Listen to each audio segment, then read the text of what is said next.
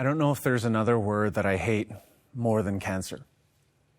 Not only has it taken the lives of my family members, friends, but everything surrounding it can be so incredibly taxing and painful. Yet, the scriptures tell us to consider it pure joy whenever we face trials of many kinds, because we know that the testing of our faith produces perseverance, and we are to let that perseverance finish its work so that we may be mature and complete, not lacking anything.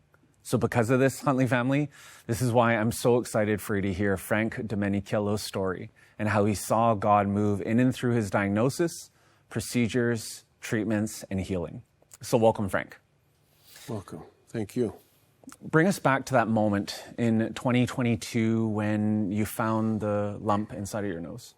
Well, I came back from Florida, and during that, the issues that we had with the lockdowns, and we were in Florida, I came back and I felt something, and I went to the doctor to check it out. Yeah. And unfortunately, yes, there was a little bit of delay, but at the time, with all the testing that they did, that they could, they thought of it being not as bad as what it ended up being. Okay. Yeah. So they talked about having the growth removed, but they didn't think it was cancerous at the time because I didn't have extensive. It didn't have the look of cancer. Yeah. Okay. It was located in my right nasal inside, which is a rare thing because the cancer was a form of skin cancer, but it's usually found outside, but it wasn't outside, it was inside. Okay, so up and down, right? So it's something, right. Maybe it's not as bad, but it's something. Yeah, well, because of all the backlog and the procedures in the hospitals, they delayed doing the procedure on me because they didn't think it was that bad. Yeah. So as we went into the fall, I started getting nosebleeds that were manifesting themselves, and it was very difficult to live the day-to-day with that. And I really shared that with the doctor, and they put me in for January the 3rd to do the operation. Yeah. Okay. Unfortunately, when they did the operation, they thought it was maybe a cyst of some sort or a benign growth. It turned out to be cancerous. The problem with that was my son was getting married in February. Yeah. And it's not something, what do they say, Christmas? Yeah. You want the Christmas present? Yeah. I ended up getting, I guess, some coal. Which wasn't good.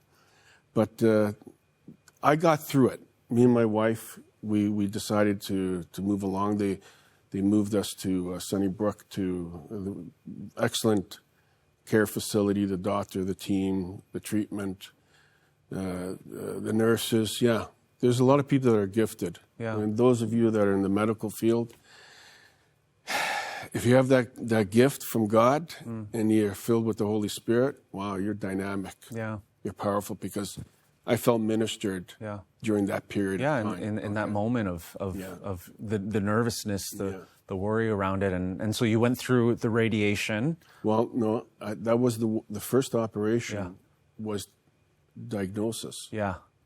I had another operation in February. Yeah. Where they removed the tumor from my nose. Yeah. So they cut my neck, they cut my ear, they cut my nose, they took out the cartilage in my ear, rebuilt my nose, did a fabulous job. As I shared with you earlier, I'm a contractor. When I do beautiful work, I do not want people to take it down. Yeah. In a short period of time. The doctor, Dr. Higgins, did a fabulous job on me while I was in the hospital. Okay. And it was 7 days after, or 7 or 8 days after, I went to my son's wedding. Yeah. So God really manifested, supernatural strength for me to actually attend the wedding from the morning to late in the evening. I even got a chance to dance with my wife late in the evening. I got to eat, and I really enjoyed the day. And I didn't even think, like all the thoughts you have, that God honored me to allow me to be at my son's wedding. So that was beautiful. Yeah. But getting back to what the doctor did, as it progressed further along the lines, where the treatments and the diagnosis came back again, I'll share that a little bit further. All that work for it then to be removed, and for your nose to be removed. Yes, that was a very painful, and but God really took me through it with my family that was very supportive. My mother was a prayer warrior. She prayed with sisters for so many years in her church community, and saw healings in people's lives, marriages brought back together again. And it was very difficult for my mother to accept what I was going through, and it's as if God were knocking on the door, but as if God is not listening. But God had a plan. Because as I was sharing with you earlier before the interview, the suffering, the trials, in my case it was suffering and trials, these are all very critical in living life. God allows sometimes the trials, the temptation, the suffering. It's a purging effect on our souls. That's what I felt. I felt God was preparing me to be that vessel to one day stand before him face to face. Now, by the way, I didn't want to leave this earth that time. I didn't. Don't. But it's that experience and that journey that we all, those of us that have that faith and belief who Jesus Christ is, it's that journey. And he was doing that work in you. He was doing that work in your wife, your children, and your mom, even in the way that her prayer shifted from, God, would you save my son's nose, to would you be with him? I'm reminded of that song, Great is Thy Faithfulness. And I love that line, all I have needed, thy hand has provided. We'll sing it that way, but I think sometimes we mean, all I have wanted, your hand has provided. And you probably would have wanted a different story in your family, but it was, what did you need?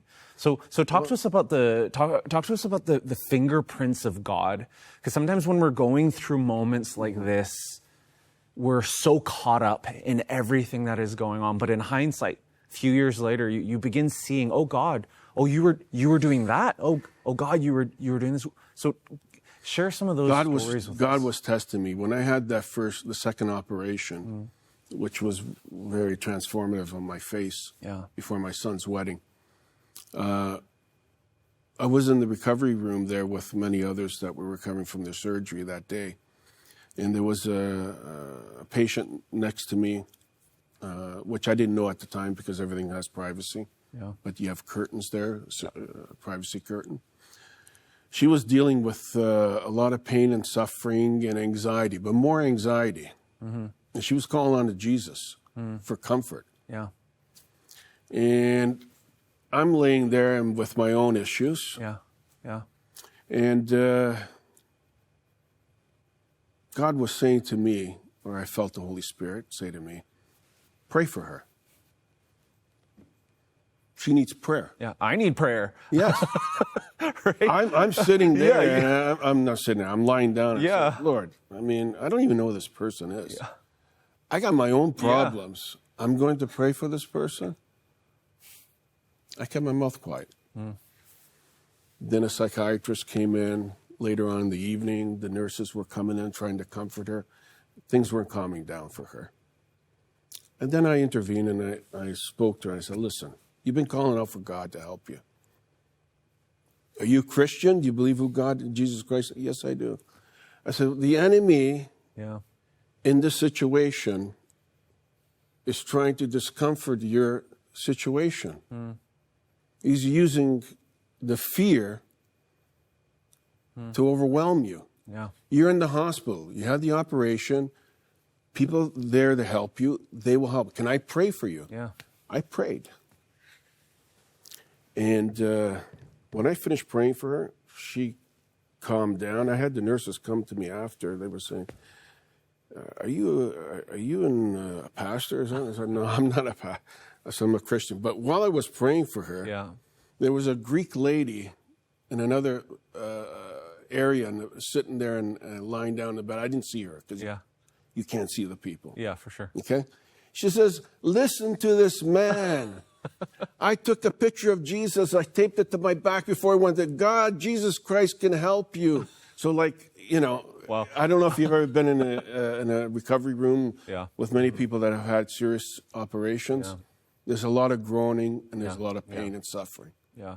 So that was one thing that God was nudging me to say. Yeah, in your weakness. Don't focus, don't focus on your situation. Yeah, John 14:27, Jesus said, peace I leave with you, my peace I give to you. Yeah. I do not give as the world gives, so do not let your hearts be troubled or afraid. And it's amazing how God used you in that hurt, in that recovery. I know part of your story also is with the radiation treatments. The radiation treatment, which many people go through, and some people, they deal with it in certain ways. For me, because of the location of the cancer and how they had to treat it on my nose, I had to wear you want to call it a mask, and they buckle you down, they strap you. That's a big issue for me. Yeah. Because I'm claustrophobic. And again, God is dealing with another fear in my life. To get it out of my life. Okay? And going through that, I held on a lot of hymns from a young person to when I accepted God as my personal Savior, Jesus Christ. So those hymns really reassured my spirit in that situation. As a matter of fact, a lot of the songs that I had a playlist, and they allowed me to put it in the treatment room. I would time it to the radiation treatment, so I would know mentally, because that was the biggest problem for me. When is this going to finish? Because you lose track of time. There is no time when you're being treated, and you know what? It's like it's too much stuff spending time in the hospital. I did 33 sessions there. Yeah. Well, and what I love about the way that you leaned on and turned to worship music is sometimes in these moments for us when we're weak, God is our strength, but sometimes we need to lean on the faith of others. Yes. And the beauty of worship music is we can lean on the faith of these writers, of these singers, and we can, God, I can't pray these songs, I can't sing these songs, but Lord, I trust you. And I know for your story, you mentioned it a few times before, but your nose had to be removed. Like the nose that is on your face isn't your original nose. Yeah, the radiation, I have a prosthetic. Yeah. Which is digitally prepared. Yeah. Okay. They have a lot of innovation in computer, but then you need the artist. Yeah. So the artist then worked on. So this is pretty close to what God gave me. Yeah.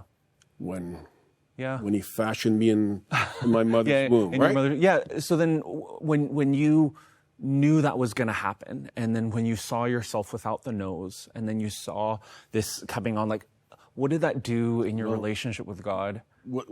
I was going into. I thought I was going. See, I always prayed for the healing. I did not get the miraculous healing. I thought somehow it wouldn't be as bad as it ended up being. Yeah. God did not allow it in this way. Yeah. I have the healing.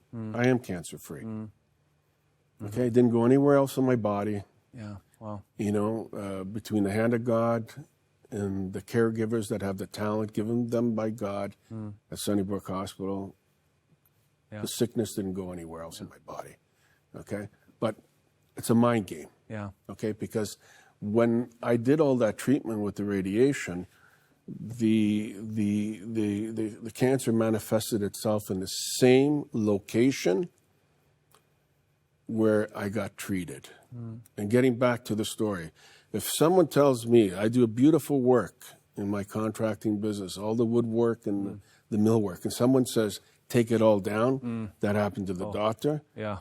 I'd be kind of very upset. Yeah. So, but the doctor was very, very quick on it. He says, listen, I can't do anything else for you. You had all the treatment that we could do for you.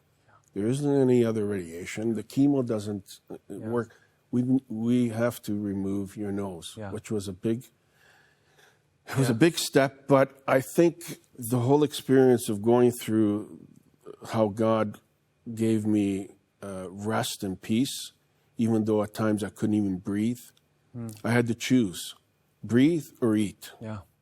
Because if you breathe through your mouth, because I couldn't breathe through here, I can't really eat. Yeah. And to eat, I had to eat. I had to be very careful how I ate and drank, because it's breathing or eating. So that there was a lot of issues leading up to that point. But when it came to the point that my nose needed to be removed, with my wife, we accepted it. Yeah, we accepted it. Sometimes in our walk with Jesus, we go about it and something happens like this and we say, God, how could you?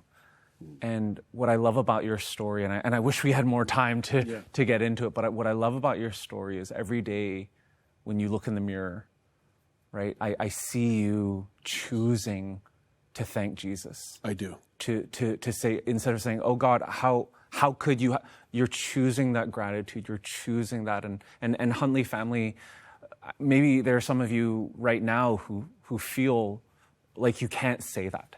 And you need to lean on someone else's faith. You're going through maybe not the same story as Frank, but something similar. And that's why we have a prayer team. And that's why we have the prayer lines, 1-866-273-4444. And our team would love to pray with you right now. Well, stay with us, and we'll be right back.